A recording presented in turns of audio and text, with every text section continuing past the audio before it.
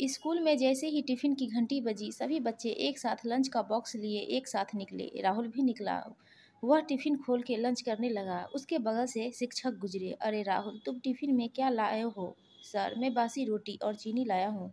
तुम बासी रोटी खाते हो? हाँ सर, मेरी नई मम्मी कहती है बासी रोटी खाने से दिमाग तेज होता है, इसलिए मैं बासी रोटी खाता हूँ। दूसरे दिन भी राहुल बासी रोटी ही खा रहा था। शिक्षक ने राहुल को देखा तो फिर पूछा, राहुल तुम फिर से बासी रोटी लाए हो? राहुल बोला, हाँ सर, मेरा छोटा भाई जब ताज़ी रोटियाँ खाता है तो मेरा भी मन होता है कि मैं भी ताज़ी रोटियां खाऊं। मेरी नई मम्मी कहती है कि राहुल बासी रोटियां खाते रहो, अपनी मम्मी के पास जाना है ना तुमको, अपनी माँ से मिलना है ना तुमको। सर, मेरी माँ भगवान जी के पास गई है मेरे लिए खिलौने लाने, ऐसे मेरे पापा कहते हैं मुझसे जब मैं माँ के पास जाने की जिद करता हूँ तो। सर, अगर आपको भी अपनी मम्मी के पास जाना हो तो आप भी बासी रोटी खाइए। अब राहुल को उसके विद्यालय में दूसरे बच्चे बासी रोटी बोलकर चिढ़ाने लगे थे।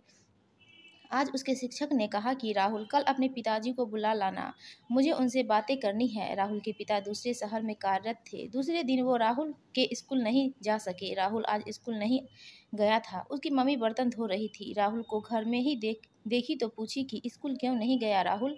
राहुल बहुत ही मासूमियत से बोला, मम्मी, स्कूल में सभी बच्चे मुझे बासी रोटी बोलकर चिढ़ाते हैं और पापा को टीचर ने बुलाया था। पापा यहाँ नहीं है न, तो आज मैं स्कूल नहीं गया। वह आगे बोलता गया, मम्मी, मैं इतने दिनों से बासी रोटी खा रहा हूँ, भगवान जी मुझे लेने क्यों नहीं आए? तुम तो कहती हो कि बासी रोटी खाने से मुझे मम्मी मिल जाएगी, भगवान जी मुझे लेने आएंगे।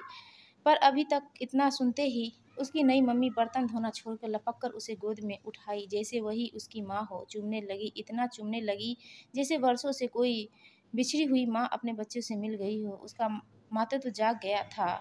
वह उसे प्यार करने से खुद को रोक न सकी। आज एक सौतेली माता के हृदय की कालिख धुल गई थी। बहुत देर तक वह रोती रही, उसे चूमती रही। नयन से बहती गंगा धारा के साथ उसके भीतर बैठी सौतेली माता बह चुकी थी। राहुल भी सतवत था। वह रोते हुए माता के आंसू को पोंछते हुए कहा, लगता है भगवान ने मेरी माता को भेज दिया है। नहीं माँ, मेरा बासी रोटी खाना सफल हुआ।